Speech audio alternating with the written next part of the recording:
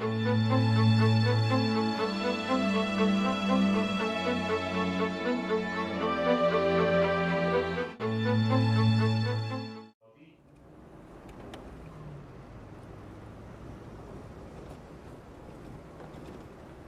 just destroyed it. When they managed to capture this area, they destroyed all the houses. He was an unlikely warrior, an unlikely hero. One of the best, the most talented young surgeons in Afghanistan, he gave up a promising career in medicine to take up weapons and join the resistance, fighting to save his country.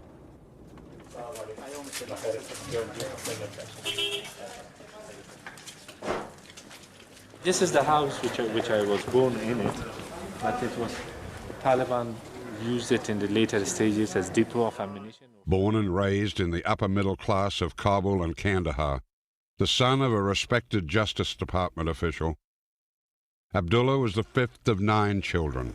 It was green, it was full with flowers. My brother was an officer in the army. He was a senior member of the Communist Party. My family, especially my sister, liked me to go to the United States and then be with them and start my education. He had to choose between guaranteed success and treacherous uncertainty. It was during that time, thinking in the bed, what should I do? One of my hesitations in going to Panjshir was that perhaps physically and mentally I will not be able to bear the hardship. I would like to, but you don't know.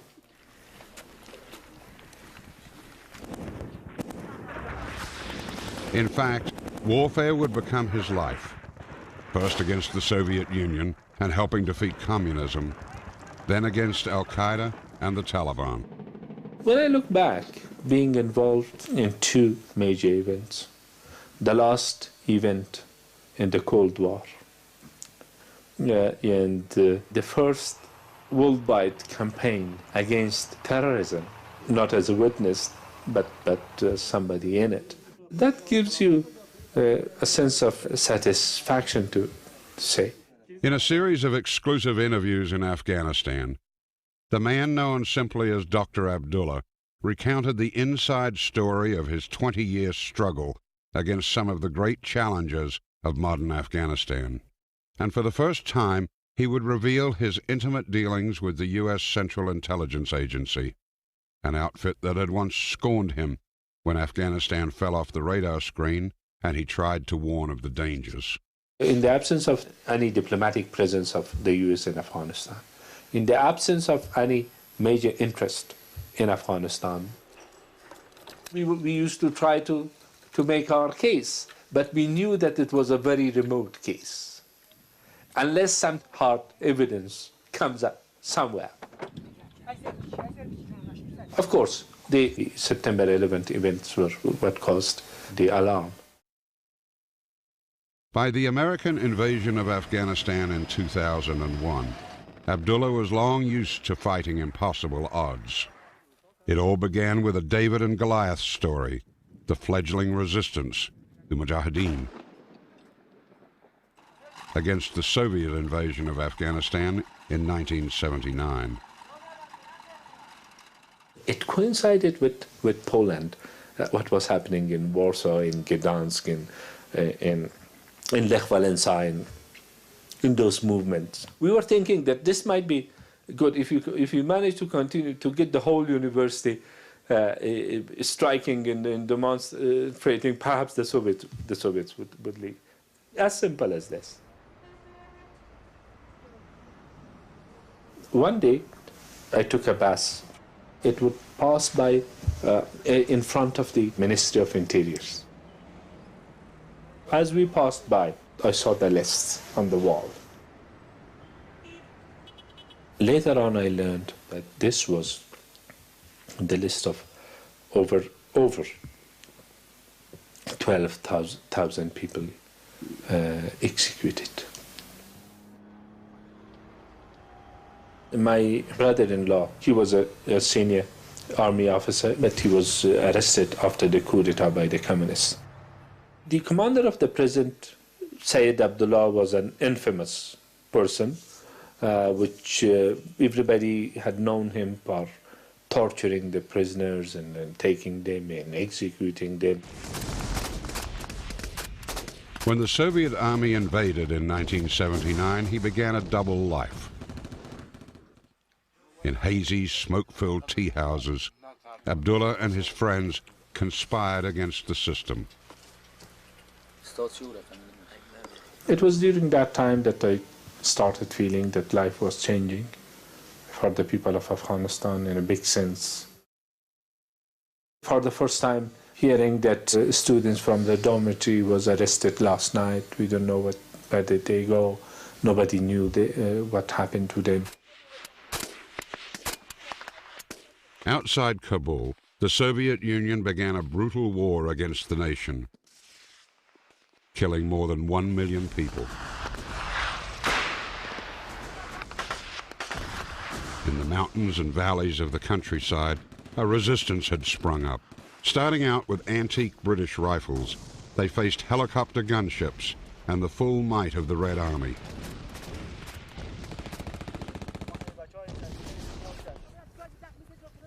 There were a lot of people from rural Afghanistan there, and they used to talk about the stories of what was happening. The Mujahideen in their own areas, when they started slowly against the communist regime, that became my main preoccupation. My mind was clear that I have to do something.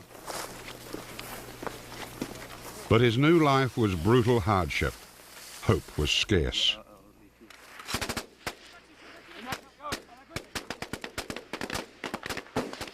It's war.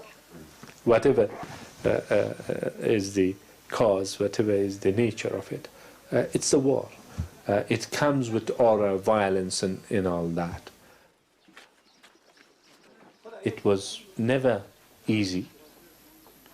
Any death, any loss as such, and you would feel it with the whole soul and body at times. The resistance leader he had come to follow, Ahmad Shah Massoud, the Lion of Panjshir, kept hope alive. Abdullah called him Amisab, the honored leader. He has been in it for years and years. And he is determined to achieve his goal, which was, of course, peace and independence, but still remain a human being with its totality, not being affected.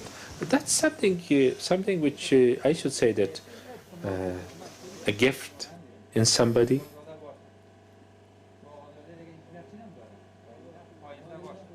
When you have a leader before you with such qualities, the followers will get something out of that.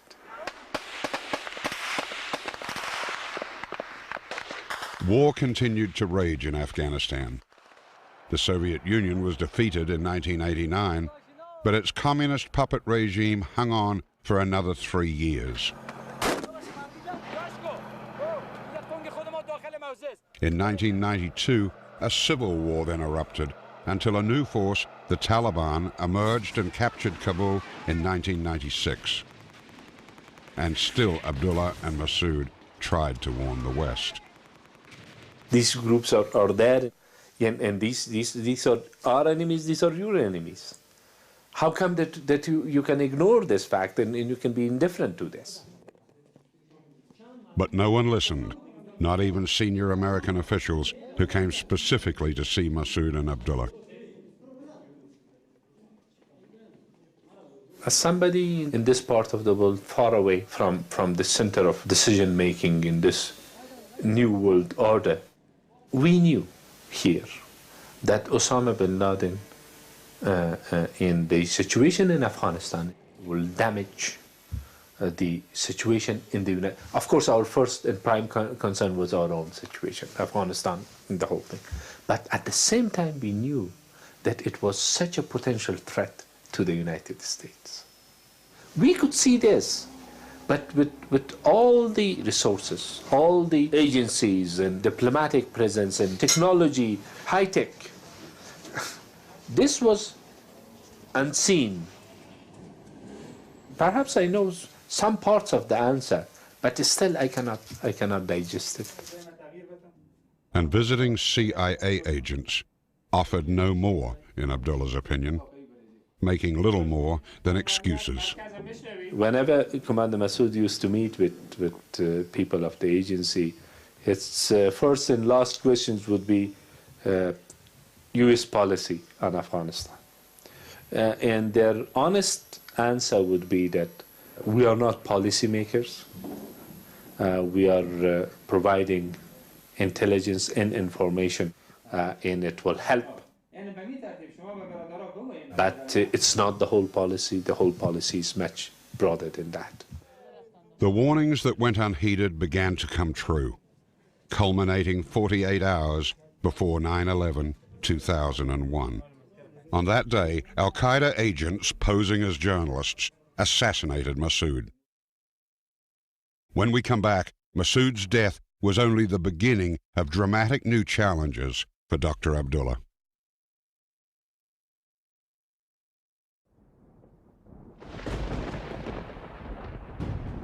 September 2001.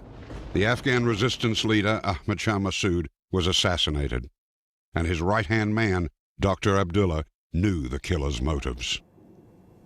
Al-Qaeda was calculating that with getting rid of Commander Massoud, Afghanistan would fail. Afghanistan, the resistance would collapse. And then Afghanistan will be in its totality under Al-Qaeda.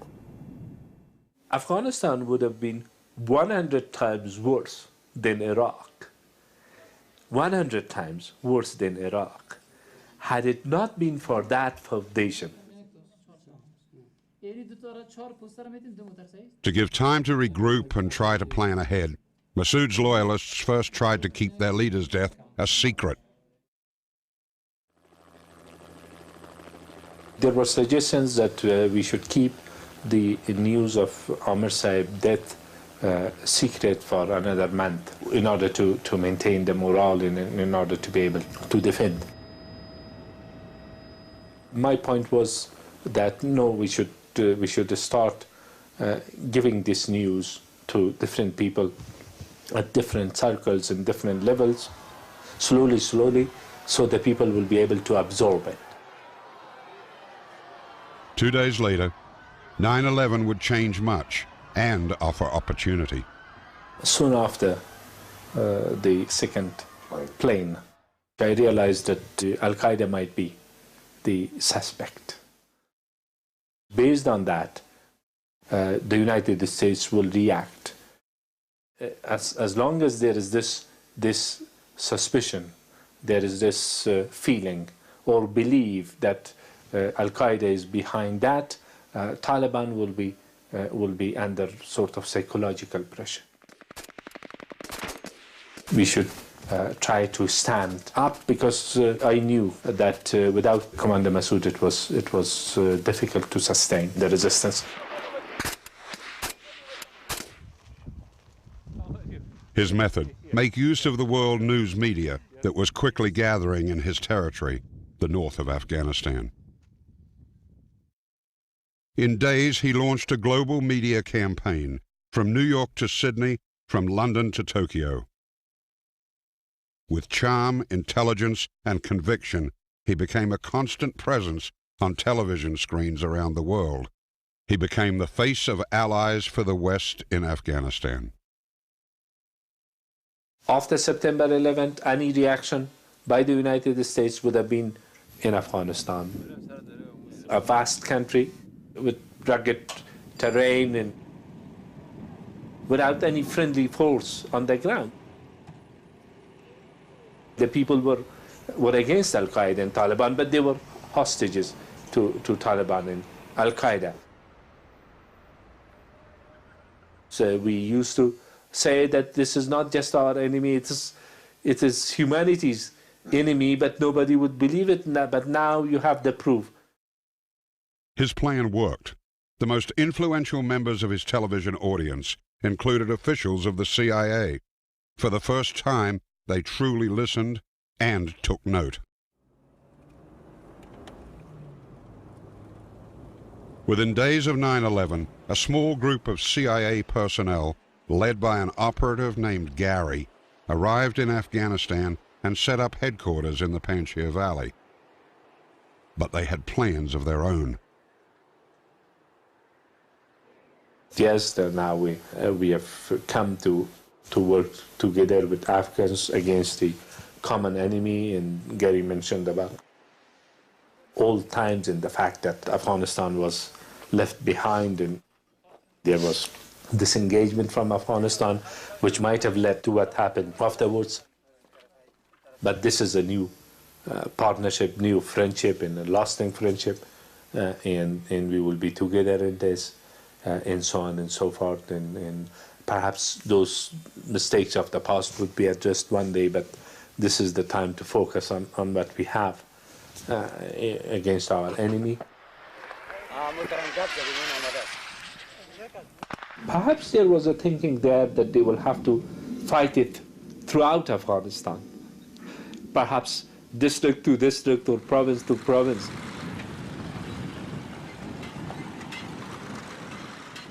What I wanted to stress was that the people of Afghanistan are against Taliban. If they see a light at the end of the tunnel, they will help. Shortly after the CIA's arrival, the American air war began in October 2001.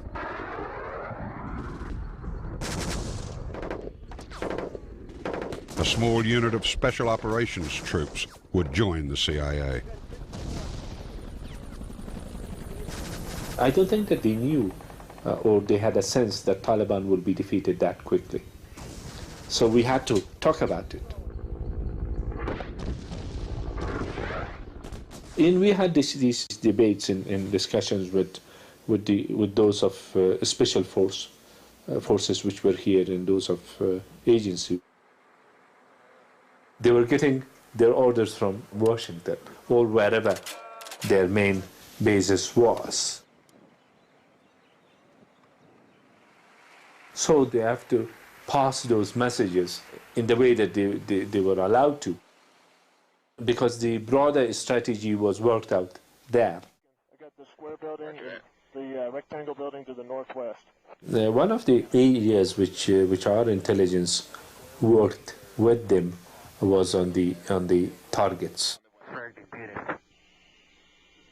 Good hit, Chip 3-1. Now if you go directly west, about approximately 100 meters, you'll see a single hot spot there. That's the cave or tunnel entrance.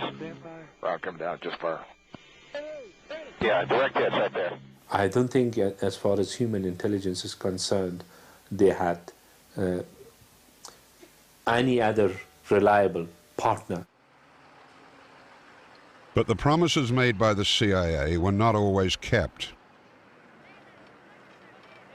At the beginning, their promises of support were much broader than what one would see later on.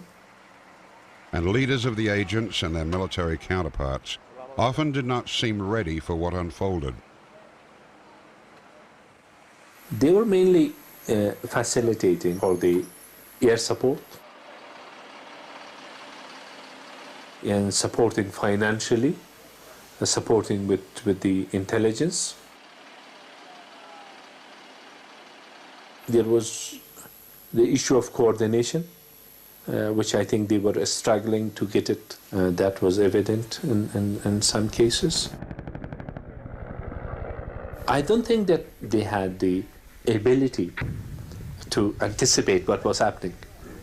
Events would move much quicker than they had anticipated, because their standards would be different. Their circumstances which they were used to would be different.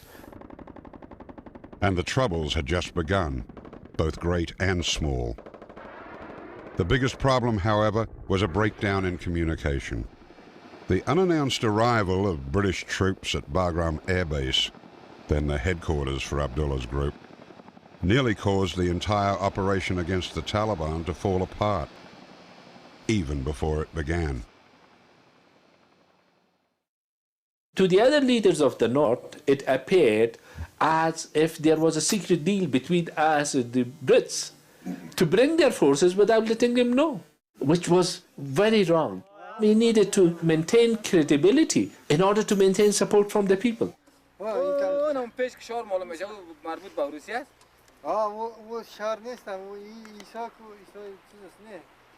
Who could have anticipated the consequences of such a clash? He had to go to the very top of the British government, speaking at length with British Foreign Minister Jack Straw.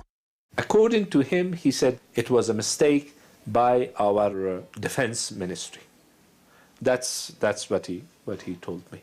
Yeah, and it was a big mistake.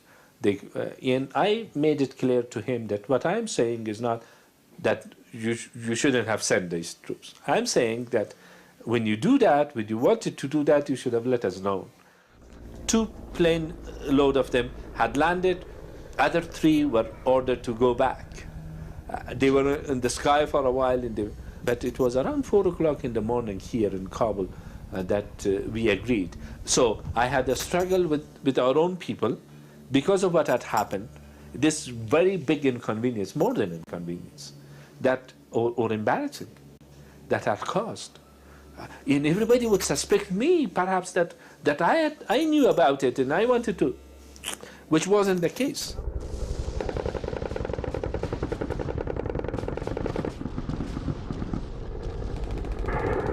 He still wonders if the right lessons have been learned. How many of our foreign friends here, based here, know the real situation in Afghanistan? Yes? Still the gap. The man tipped to be a future president of his country worries about how things have gone wrong since the Taliban were first defeated. He speaks of corruption, inefficiency, and a growing gap between the new Afghan government and the people. And he fears for the future.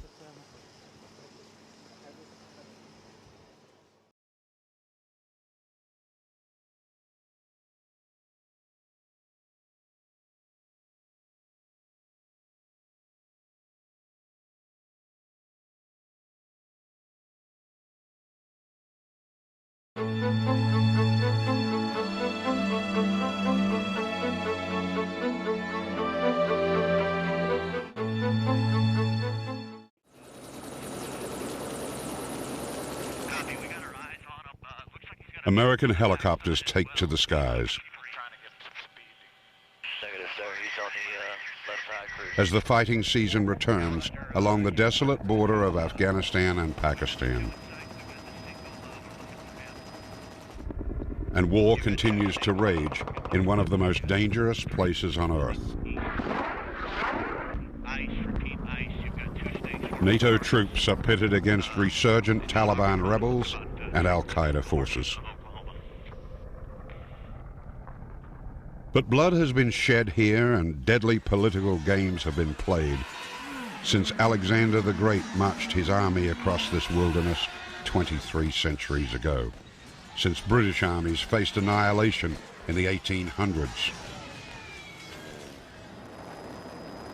Today, the lethal games continue as the new rebels operate incessantly across the border from Pakistan, and Pakistan's leadership is accused of deadly politics in the latest confrontation. Few know the story of the latest battles in Afghanistan better than this man, a former Afghan resistance leader, Dr. Abdullah. The establishment in Pakistan played this game for years under different banners, different cover-ups. A soldier turned diplomat, he was named Foreign Minister of Afghanistan after the fall of the Taliban in 2001. He soon began to see that mistakes of the past were being repeated, with tragic consequences.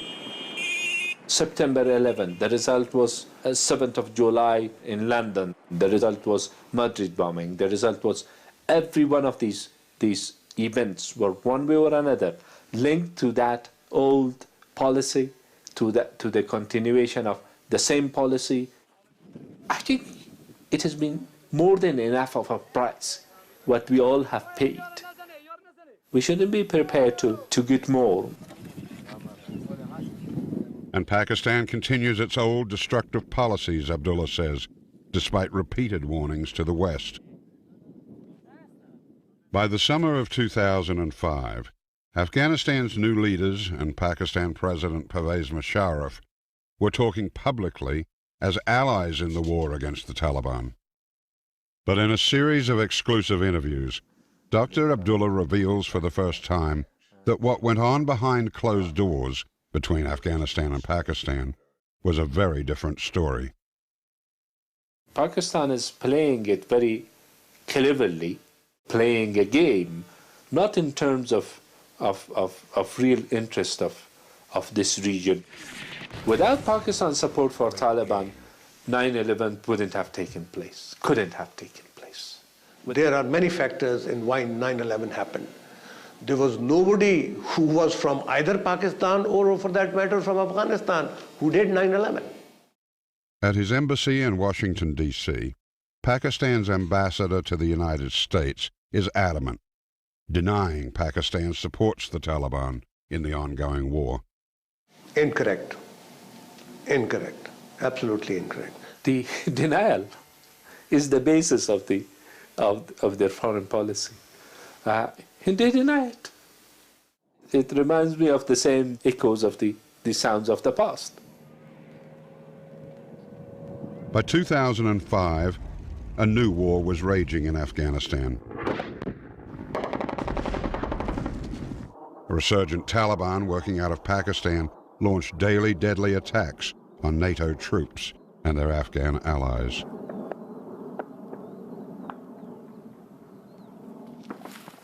Antagonism between Kabul and Islamabad was mutual and headed for a showdown, which came at a top-level meeting in Islamabad, Pakistan in June 2005.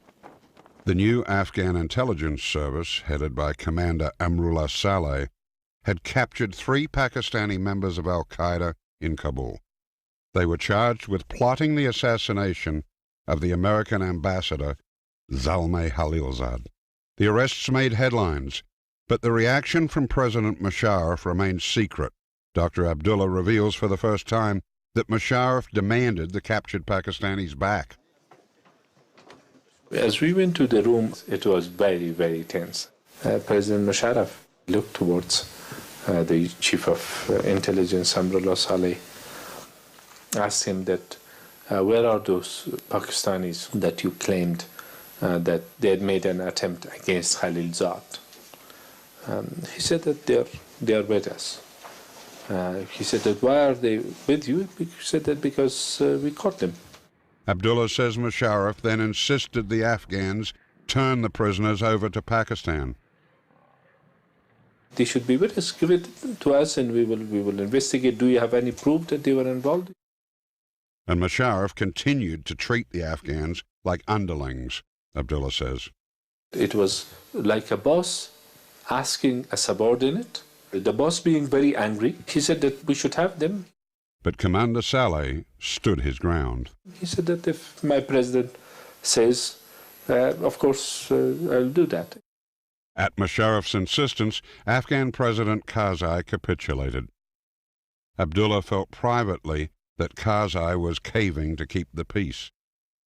In that top-secret meeting, Musharraf then began berating the Afghan intelligence director for his claims that Pakistan's military intelligence, ISI, was still supporting the Taliban against Afghanistan. Again, in a very angry mood, President Musharraf would say that, are there proofs of ISI involvement in it? Can you prove through those documents that ISI is doing this? Or is it, it's about training camps and so on and so forth, which is rubbish?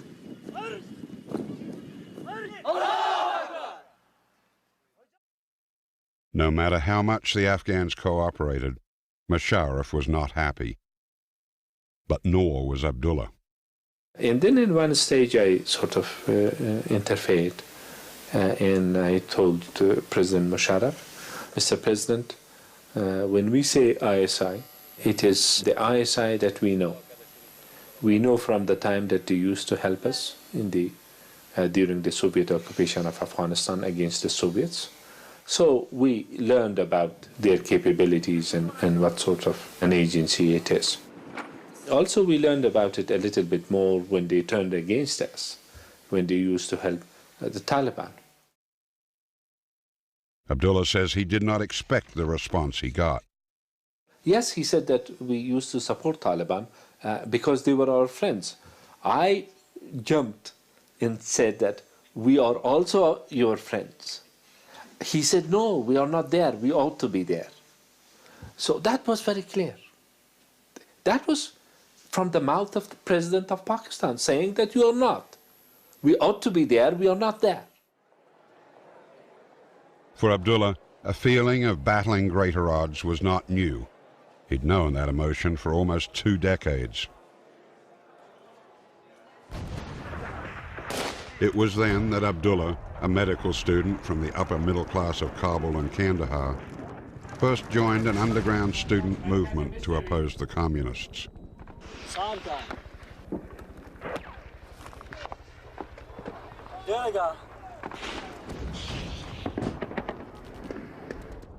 He graduated as a promising eye surgeon, but then gave up his career in the summer of 1984 to head into the mountains to join a resistance group led by the famed guerrilla leader Ahmad Shah Massoud, the Lion of Panjshir.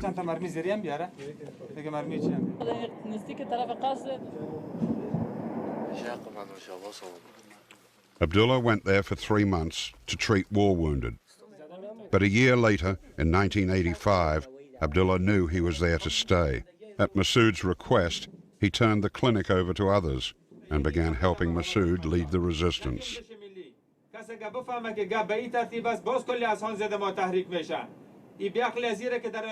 From the very beginning, Abdullah saw why Massoud had such a loyal grassroots following.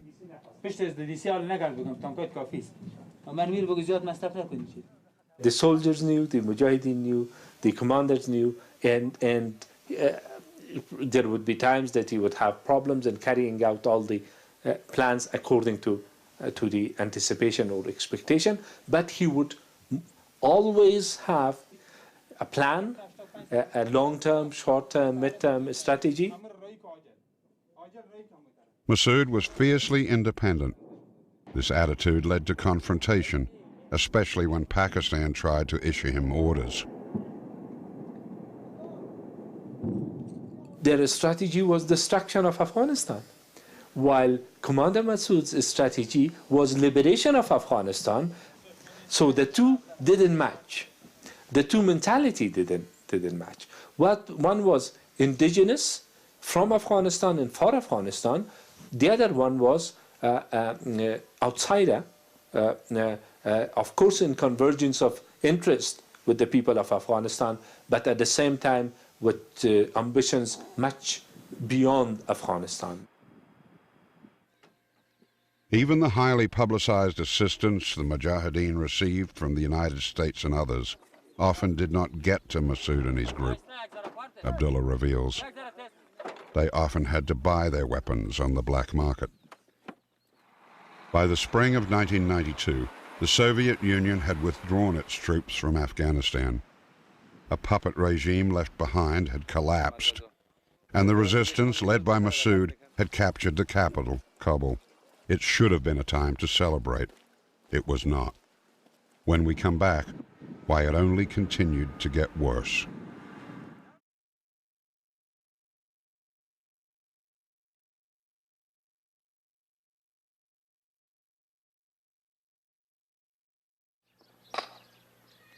Spring of 1992 in Afghanistan. The Soviet Union has withdrawn. Communism has collapsed. Ahmad Shah Massoud and his men have captured Kabul. But it would not be a time to celebrate. It was then that Pakistan financed and unleashed on Kabul an arm of the Afghan resistance led by an anti-Western firebrand Gulbuddin Hekmatyar. Now a civil war erupted, and the fighting only grew worse. Throughout the early 1990s, Abdullah and Masood tried in vain to warn and find help with the United States. But for America, the Soviets had been defeated, and Washington didn't care anymore about Afghanistan.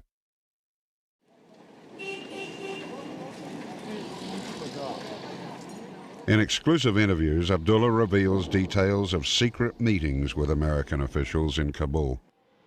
One meeting in particular, with an Assistant Secretary of State in the summer of 1992, frustrated both Abdullah and Masood.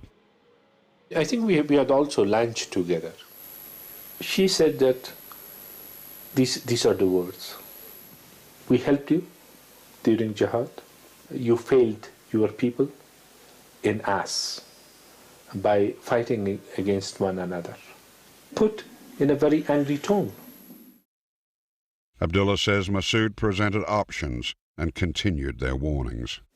His words are echoing in my mind. He said that, yes, the Soviets invaded Afghanistan, and the people of Afghanistan resisted, and you helped us a great deal. But the result of that the outcome of that war was hundreds of thousands of people killed in Afghanistan, over 1 million disabled, and at least 5 million refugees in the country. Masood then turned to geopolitics and basic decency to prove his point to the American official. In such circumstances, you left Afghanistan because the Cold War had ended and your enemy was defeated.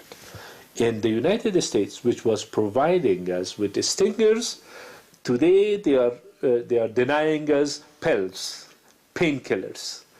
So that we didn't know, that we didn't expect. We thought that there is something called at least moral obligation. By 1994, when Pakistan's man Hekmatyar was unable to defeat Masood in Kabul, Pakistan created a new force called the Taliban, which in turn opened its arms to al-Qaeda and over 2 years closed in on the capital. By August 1996, it looked like the end had finally come. After trying to run Kabul for 4 years, Masood, Abdullah, and their troops were driven out of the city by the advancing Taliban. Abdullah wondered if it had all been for nothing. But Masood convinced him and others that all was not lost and they must never give up. It was a moment Abdullah would never forget. The battles against the Taliban would continue. 5 years passed with the Taliban imposing its draconian rule on Afghanistan. Abdullah still fears that few understand how strongly Pakistan was behind the Taliban. It was, he says, that same old story. Denial as the basis or fundamental of foreign policy. When they helped Mujahideen against the Soviets, there was a flat denial of any support for Mujahideen. Yes, of course, for our brothers we have sympathy. We were the brothers at that time. We have the sympathy. Refugees, how can? Of course we will provide shelter, but we are supporting Mujahideen. We are training them, no. Pakistan's ambassador to the United States insists that any help Pakistan gave the Taliban ended on 9/11/2001. But on 9/11, we were already mentally primed and sick of them. And 9/11 provided us an opportunity to really, take a turn. We should have probably abandoned the Taliban about a year or so when they became incorrigible. By the mid-1990s, however, the war in Afghanistan entered a new phase with a tactic that had never been used before in Afghanistan: suicide bombers. It was a weapon that Abdullah could not comprehend. I just can't understand it. From what I I had seen, from what I was raised with. I know the meaning of Quran, and it is not according to the text. It is not acceptable. It shouldn't happen. September 9, 2001. Abdullah was in India, about to fly to Paris in his continuing mission to get help, but he would never make it to France, because this was the day that Ahmad Shah Massoud was assassinated. In the depths of despair, Abdullah had to fly home and find the will, the energy, and the conviction to hold the resistance group together. Abdullah was preparing for Massoud's funeral when on September 11, 2001, the enemy they had been fighting so long struck the United States. A new war had begun. Abdullah took to the world airwaves in an attempt to influence events as the United States and its allies prepared for an invasion of Afghanistan. I think it was important to reach the world leaders, the international community, because Afghanistan was a sort of unknown spot to a large extent. I think the world was in need of listening to the Afghans, and there weren't too many ways of doing that. I realized that it was needed to provide the world opinion with something indigenous from within Afghanistan, and to give them hopes for the future of this country. By late 2001, the Taliban lost Kabul, and Massoud's men re-entered the city. I must say it again and again that it's a great challenge. Abdullah felt he had to prove they had not come back to rule alone, as they had done in the 1990s. Abdullah's alliance with Karzai began well, but it would not last. By the spring of 2006, Karzai abruptly fired him. Abdullah believes Karzai's closest personal advisors, who did not fight in the earlier wars, were behind the decision. They think that it is a heritage from their fathers, what they are cherishing today. While this has been achieved with a lot of efforts, a lot of blood, in sweat, a lot of lives. Times, the energy, people working 24 hours a day to pass one scourge of the history, the Soviet occupation of Afghanistan. Another period when the neighboring countries started to interfere, and then the Taliban in Al-Qaeda. It hasn't come free out of sky. As Abdullah looks back on decades of struggle, he sees his own past with all its triumphs and tragedies, and he sees the hopes and despair of his people. He has few doubts that it was all worthwhile, but at the same time, he fears for the future. At the core of his concerns, the new Afghan government, which he helped form. Corruption and inefficiency are rampant in its ranks, he says, and there is a growing gap between the government and the people. The people were not under any illusion about the challenges or the opportunities and potentials which were ahead of us. But at the same time, they were expecting something much better than what is here today. Continuation of the present situation without presenting a solution to the people, and the people losing hope, that will be a very risky situation. The only long-term solution, he says, is to confront Pakistan's old policy of trying to control everything that happens in Afghanistan.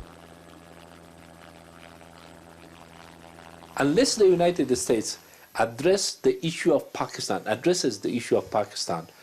in a black and white, in outright manner, we will not be at peace. And the interest of the United States will be in danger here in Afghanistan as well as elsewhere. It is something which is happening on a daily basis. Can we stop it or not? If not, if the answer is no, then we should be prepared for the consequences, further consequences of that. I'm very, very worried. Because of Afghanistan, for Afghanistan, it's a unique chance. Something like that. And no one knows that better than the doctor who gave up a life of comfort for the rocky road of Afghanistan.